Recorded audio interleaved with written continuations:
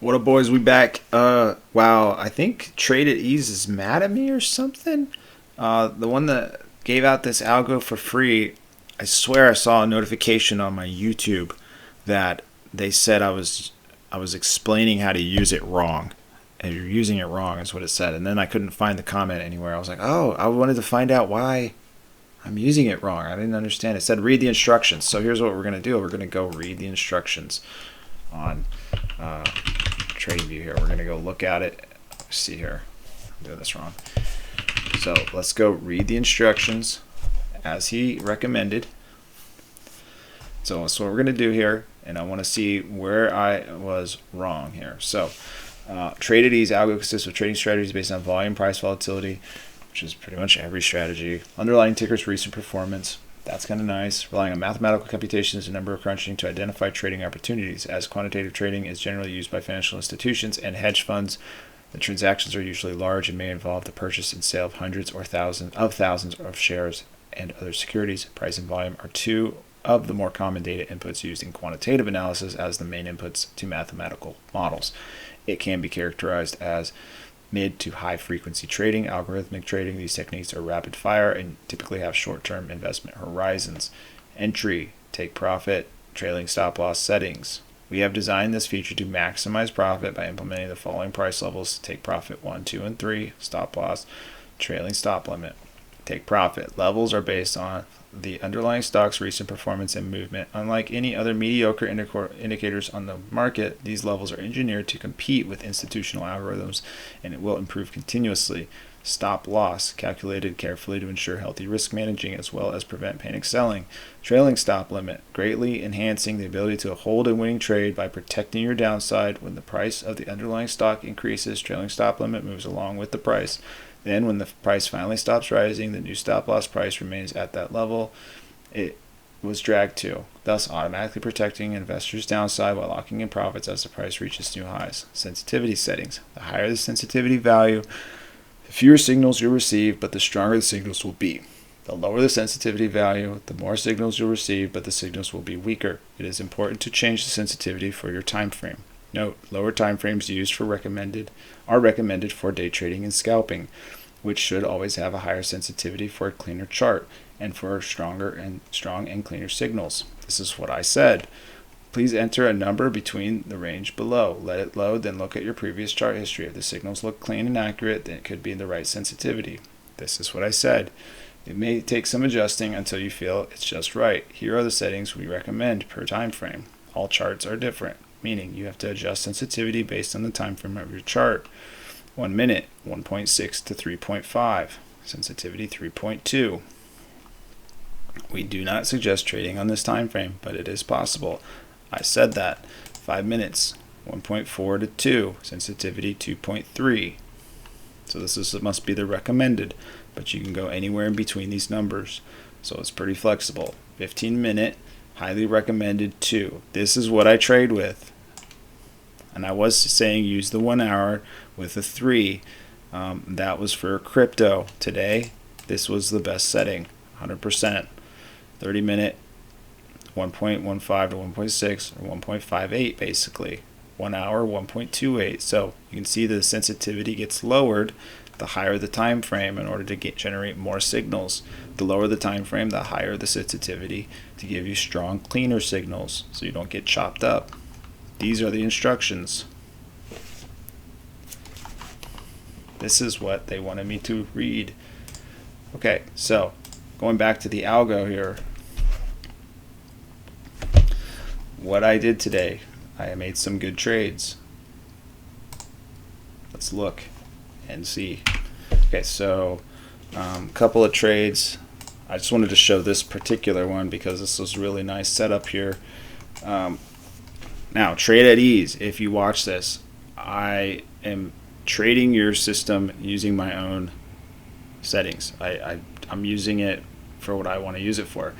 Okay, so this is not tradeatease recommendations on how to use their algo system. This is how I've been using it. But because I'm using it more as an alert system because I have my own setups that I like, but tradeatease algo will allow me to set an alert on its indicator, which will then give me a pop-up and let me know when a buy is occurring.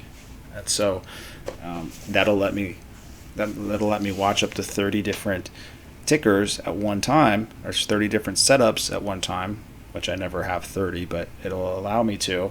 And I don't have to do anything. I can just let it tell me when the setups occur. So here was one with Tesla. Tesla had this 15-minute. I think I have the algo set at 2. Yep.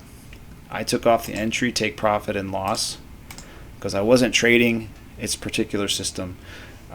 Because I'm going to tell you the main reason was because I was going back and looking at it on a lot of different tickers, and the profit targets were way too short.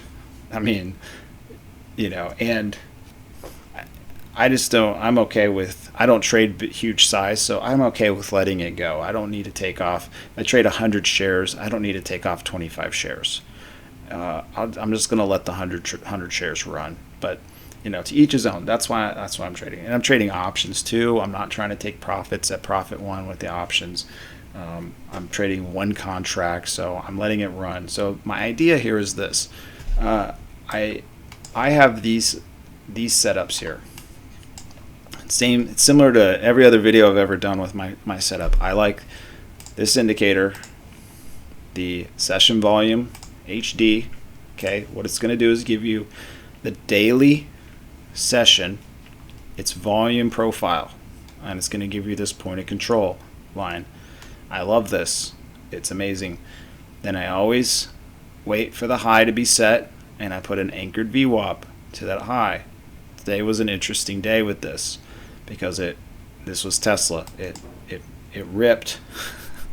Say the open here, 854, basically went to 900, and then dropped to 840 in 1 hour and 15 minutes or so. So my setup was this. I played this. I got out. I said, what the heck is going on here? I wanted to buy the dip. I didn't. I just sat there. And then I waited. And I set an alert here. You can add alert on tradeatease algo and indicator buy. Just left it like that. I just basically said I created that, and it gave me a buy signal. My buy signal was this. It was consolidating under here. It was in the red, so it kept me out of the trade. I didn't touch this because it was at the point of control. It was in a red, like cloud here. It was under the anchored VWAP from the high of the day. It was under this volatility line. As soon as this triggered buy, I said, okay, cool, let's go see what's going on.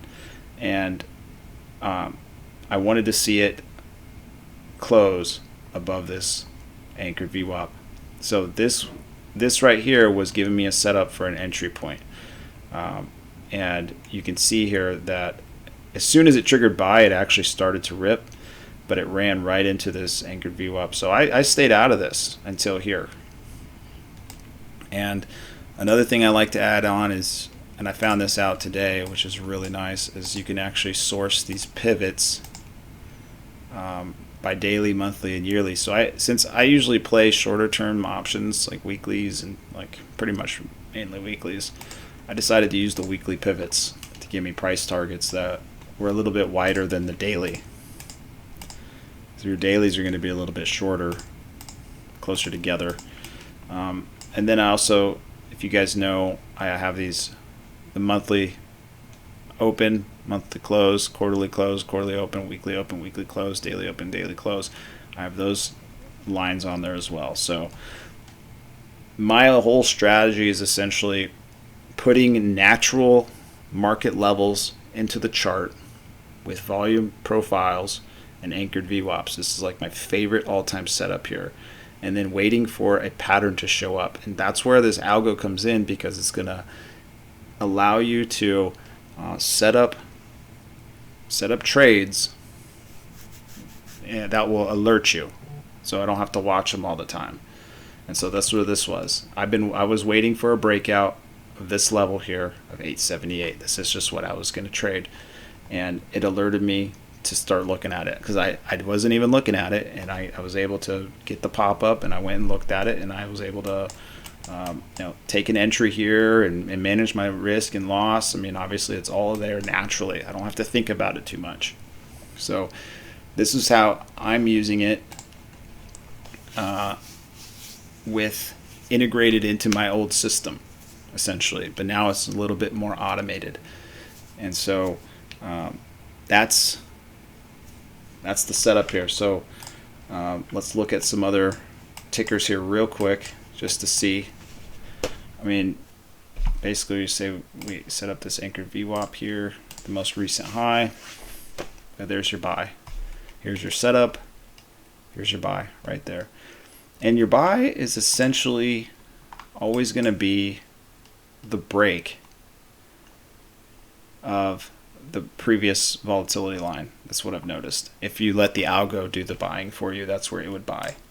And you can see that that's where it would have bought here too as well. It would have bought. Let's see. There you go. Oh, it bought it earlier. So it bought it based on this cloud here. So you can see that's the entry point. It wasn't great, but it still would have made you money.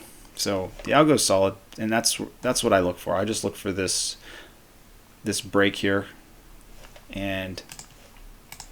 but I just play it with my own targets and stuff. So, but you can see how it reacts off all these levels here. So here it came all the way down. Look where it stopped.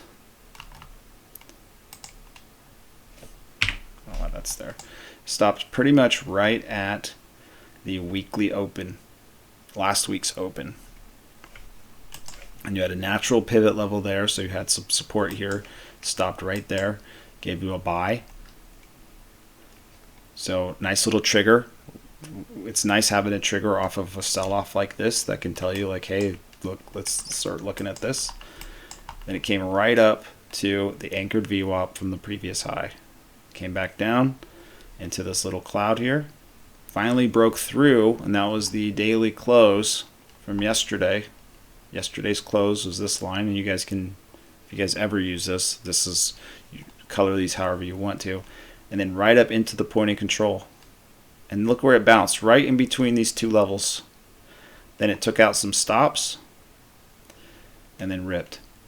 This was the end of the day rip here. So, so SPY, you could have traded it on SPY there. What about, did it work with GME? Wow, wouldn't you like to buy puts here?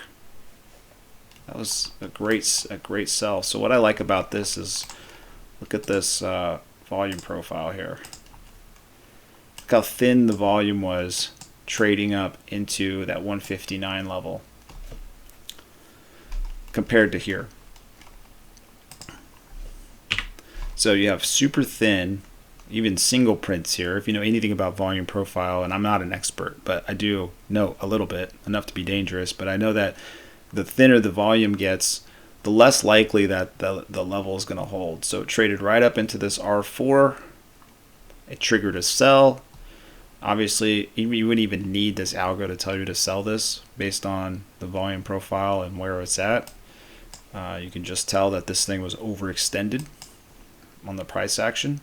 It tried to pop through, and then it triggered a sell. You could have just gone short, and this would have kept you in. This little cloud would have kept you in the whole day, pretty much. But look where it traded. It came right back down to yesterday's daily close. Traded around the point of control, which was way down here around 76. So all day it was just kind of staying around this pivot level. Traded with this R1. These levels are insane, like how they just continue to trade around them no matter what. And I watch it all day. So daily opens, daily closes, quarterly opens, quarterly closes. These traders are all looking at these levels, and there's some levels that you might manually need to pay attention to, like all-time highs or gaps and that kind of stuff. So always look at the chart for that kind of thing. But in general, everything just gets painted onto the chart automatically. That's what I love about it. So you got your point of control, you got your, look where it bounced in between the point of control and this R1 level. It even stopped here at R2. It didn't really pay attention to R3, but that was when it's like an exhaustion run up here. And so R3 just got destroyed. It might have even messed around with R3. No, it didn't. It just went rippy mode right through it. But look where it stopped, pretty much right at R4. So that's why I love this system. Anyways, enough about that. Okay, you guys use whatever the freak you want, but this is what I've been using with this algo. 15-minute really worked well today, and sensitivity of 2. Now, I don't recommend doing swings with this system. I don't think it's built for that, especially after reading the instructions earlier. I think you're going to want to do intradays with this, and that's it. So if you're using the algo, I would be in and out in one day for a trade for the most part. Otherwise, use a daily or use like a 4-hour chart of your choice to trade swings, and maybe even an hourly. But this, I would definitely say optimal settings are 15-minute and 2. That's it. Like, subscribe, guys. Bye.